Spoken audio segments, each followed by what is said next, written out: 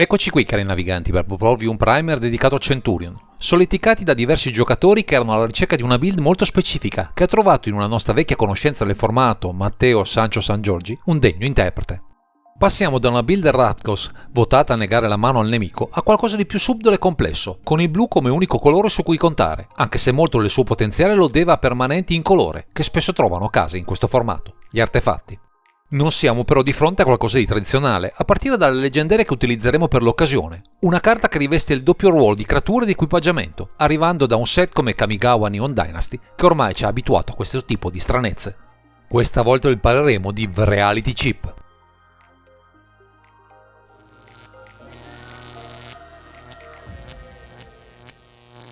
Abbiamo a che fare con una carta strana che propone meccaniche nuove e caratteristiche uniche nel suo genere, proponendosi non tanto come bittante, ma come facilitatore di una serie di strategie che vedranno, anche se non direttamente, gli artefatti come protagonisti. Ma andiamo con ordine, descrivendo le sue caratteristiche. Con 2 mana, uno generico e uno blu, abbiamo una medusa equipaggiamento con forza 0 e costituzione 4 e ben 3 abilità, tutte votate ad arciveglio e resilienza. Nella prima abilità abbiamo: puoi guardare la prima carta del tuo grimorio in qualsiasi momento. Nella seconda c'è: fintanto che Reality Chip è assegnato a una creatura, puoi giocare terra e lanciare magie dalla cima del tuo grimorio. Infine nella terza troviamo Riconfigurare: paga 2 mana generici e 1 blu, assegna una creatura bersaglio che controlli o togli da una creatura, riconfigura solo come una stregoneria, mentre assegnata questa carta non è una creatura. Il mix di abilità proposte da questo generale è di certo interessante, offrendoci da un lato una conoscenza e un utilizzo del grimorio molto potente se abbinato al color pie a disposizione, ma non solo, visto che ci dà modo di castare direttamente dalla pila carte utili. Certo, dovremo equipaggiare il nostro comandante, ma questo non sarà certo un problema, visto che potremo disporre di un pacchetto di piccoli bittanti pronti a supportarne l'azione, in modo da avere un'estensione della mano certo molto comoda nel meta attuale.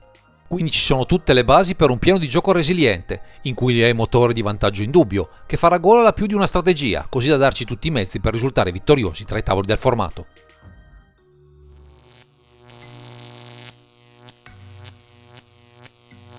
Viste le peculiarità di questo Reality Chip, è chiaro che non ci faremo scappare l'occasione di rendere efficaci le sue abilità, anche se la meccanica Reconfigurare, almeno nel suo caso, non è certo leggera da sostenere. Per questo motivo non ci mancheranno una serie di sassi che ci aiuteranno a sostenere questo costo in fretta, tra Arcane Signet, Everflowing Chalice, Violet Amulet, Liquid Metal Torque, Lotus Petal, Mindstone, Mox Amber e Mox Popal, integrando alla perfezione anche la necessità di lanciare qualche replica alle intemperanze del nemico. Ci dovremo dotare anche di qualche creatura per dare corpo ai vantaggi del generale, ma sceglieremo tra pezzi pregiati come Artificer Assistant o Chief Engineer, così da unire bersagli per l'abilità Reconfigure, ma anche value dal loro utilizzo, in combinazione con le rispettive tech. Come ulteriori elementi per avere mana in più, ma anche pezzi nel cimitero da sfruttare agevolmente, inseriamo tra le 99 The Ranger Assistant e Milikin, perché si sa, dobbiamo alimentare la nostra fame di vantaggi, visto cosa potremo annoverare nel nostro color pie, Code Shredder e Emery Looker of the Rock. Il loro value è indubbio, dandoci modo di rendere più resiliente la nostra azione, o solidità da alcune carte che ci possono dare le protezioni o una potenziale chiusura, a dispetto delle tante interazioni presenti in questo formato, sempre molto combattuto.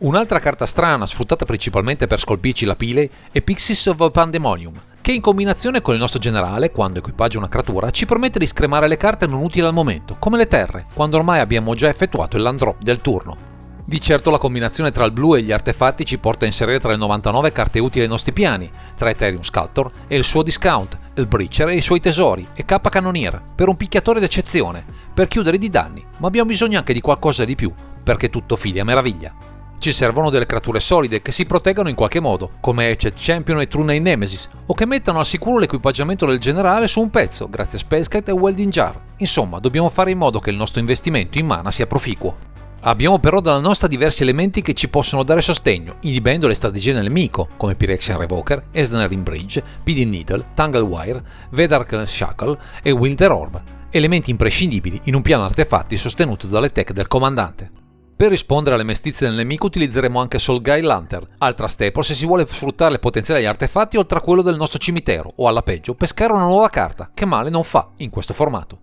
Come ulteriori elementi per avere qualcosa su cui equipaggiare il generale avremo Sidemaster Topterist e Retrofitter Foundry, che con i loro token ci possono fornire tutto quello che ci serve per avere accesso al grimorio, oltre a un parante con una costituzione sostanziosa, che male certo non fa contro gli agro del formato. Non potremo certo chiudere i danni con il comandante, ma dalla nostra metteremo in atto un piano offerto dalle sinergie di Panther Servant e Greenstone, nel più classico dei combo deck a base artefatti, abusando della conoscenza della pila e di tutto quello che ci offre il blu.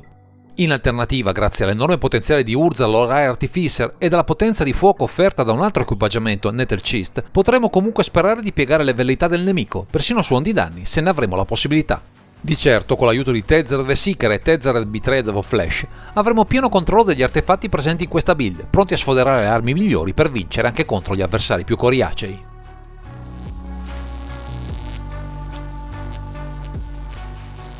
Se da un lato l'avrei messo in campo da The Reality Chip è evidente, aprendoci le porte una grande efficacia nell'azione, con un piano artefatti di supporto più che adeguato a sostenere la vittoria, dobbiamo dall'altra dare corpo alle giocate, anche senza questo equipaggiamento in campo. Pescare sarà fondamentale in sua assenza, quindi non ci faremo mancare carte come True Monitor, Truecast, Aether Spellbomb e Mishra's Bubble, con cui gestire al meglio questo frangente qualora il nemico si accanisse sul comandante. Per fortuna con i tutori presenti in questo color pie specifici per gli artefatti tra Tribute Mage e Trinket Mage, per le creature, Transmute Artifact e Wheel of Invention per le magie, avremo modo di scavare nel grimorio in cerca della risposta giusta per piegare le velleità dell'opponente. Anche i cantrip ci aiuteranno, ma saranno ancora più efficaci con il generale al pieno del suo potenziale, quindi inseriremo il meglio, Brainstorm, Ponder e Preordain, sfruttando al massimo gli slot a disposizione tra le molte scelte papabili nel nostro colore di riferimento. Annoveriamo che qualche counter, non molto rispetto a una build classica mono blu, per via del comparto artefatti piuttosto corposo, tra Daze, Force of Negation, Force of Will, Force Spike e Mental Misstep, puntando a tutto quello che incide poco o nulla sul mana a disposizione.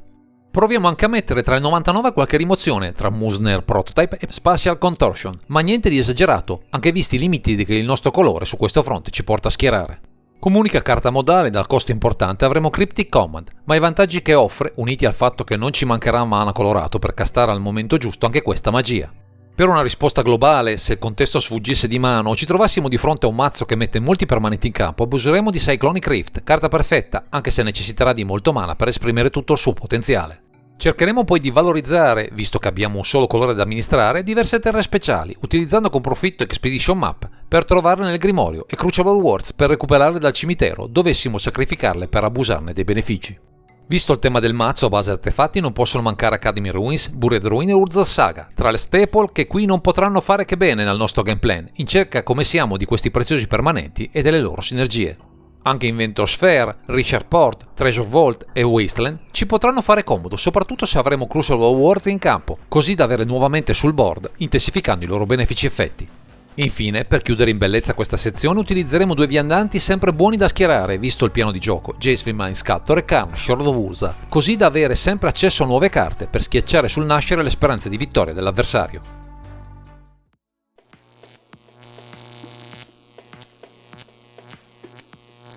Il percorso che ha portato Manteo Sancho Sangiorgi a costruire un mazzo attorno a questo The Reality Chip nasce in primo luogo dall'innovazione che porta con sé questa leggendaria, ma non solo, visto il forte richiamo con le sue meccaniche a una carta del passato molto potente, Future Sight. I vantaggi offerti certo sono indubbi, soprattutto se abbinati a un colore, il blu, che ha diversi modi per scolpire il grimorio a nostro piacimento, aggiungendo vantaggi alla consistente card selection a disposizione, avendo così modo di dominare con costanza i campi da gioco. Inoltre, sbirciando tra i risultati del formato dei nostri cugini d'Oltralper nel Duel Commander, questo generale si era distinto con una serie di piazzamenti e vittorie anche importanti, da convincere il nostro deck builder a provare di adattarne le peculiarità per i Centurion.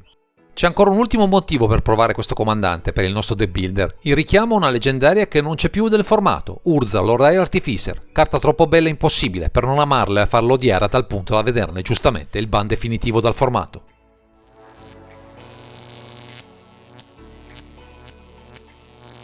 Capite le motivazioni che hanno spinto Matteo Sancho Sangiorgi a utilizzare The Reality Chip tra i campi del Centurion, abusando di questa buffa medusa equipaggiamento che offre un potenziale di gioco elevato, con una grande versatilità sul fronte dei piani di gioco possibili.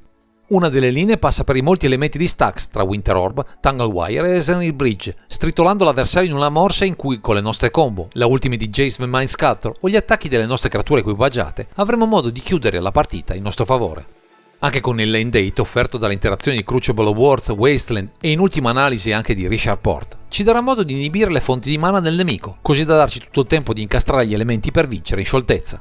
Il piano combo, uno dei più classici se si parla di artefatti, ovvero Painter Servant e Greenstone, non sarà affatto difficile da assemblare per via dei molti tutori offerti dal blu, oltre che dalla propensione del comandante di farci scavare con costanza nel grimorio in cerca di pezzi chiave. Il terzo, ma non meno importante, è il piano agro, sostenuto da un paio di carte che si incastrano alla perfezione con il contesto del mazzo, Urza Lord Artificer e Urza Saga, con i loro costrutti, e Endetas Kit, un equipaggiamento che non faticheremo a rendere immenso con tutti gli artefatti a nostra disposizione. Con loro e i diversi bittanti ostici come Chen Champion, Trune Nemesis e Scappa Cannonier, affiancati dai generatori di token, Retrofit Founders e Master Topterist, avremo sicuramente modo di valorizzare la nostra Medusa equipaggiamento, per un pieno danni anche ingente, a dispetto del nostro colore spesso inerme nella combat.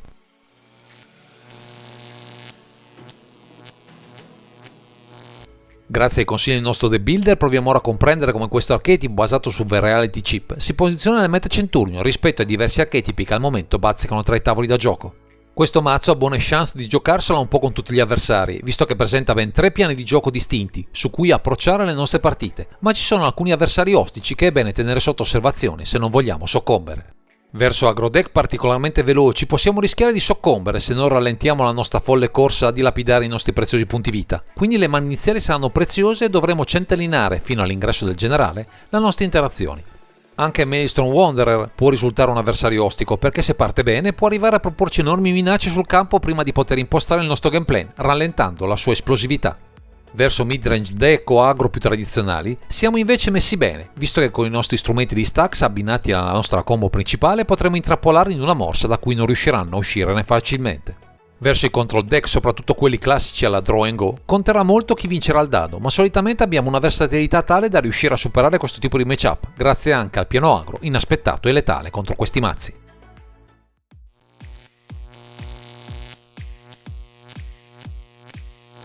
Sul fronte delle modifiche di questo The Reality Chip, Matteo Sancho Sangiorgi non ritiene ci siano modifiche sostanziali da effettuare nella lista che vi abbiamo presentato in questo video, anche se di carte forti, adatte a trovare posto tra i 99, ce ne sono ancora diverse. Un grande assente è Reshape, tutore per artefatti molto forte, che può sostituire degnamente Transmute Artifact, non aumentando ulteriormente la massa di tutori già presenti, che sono sufficienti alle varie esigenze della build, da non richiederne un ulteriore incremento. Con un gameplay dove le creature abbondano, si potrebbe valutare l'introduzione di Static Orb e Pacification Array, affiancando Winter Orb per un connubio letale per l'avversario di turno, in modo da creare un effetto asimmetrico che può facilmente vederli soccombere. Anche Armory Automaton e Metallic Rebuke potrebbero trovare posto tra le 99, ma qui il rischio di vederle scoperte, in momenti non opportuni dal nostro comandante equipaggiato, hanno portato il deck builder a lasciarle in panchina, per scelte differenti, ma sono opzioni perseguibili se uno lo desidera.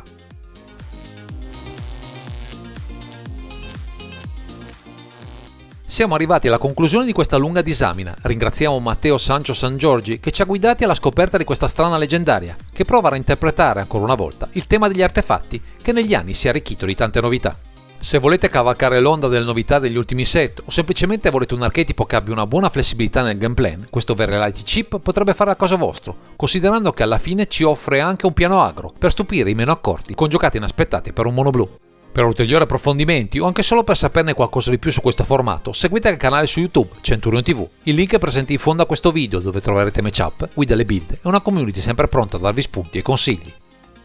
Direi che questo è tutto per questo video, grazie per averci seguito e non dimenticate di commentare, condividere e sottoscrivere il canale per ritrovarci sempre qui su Underground Sea.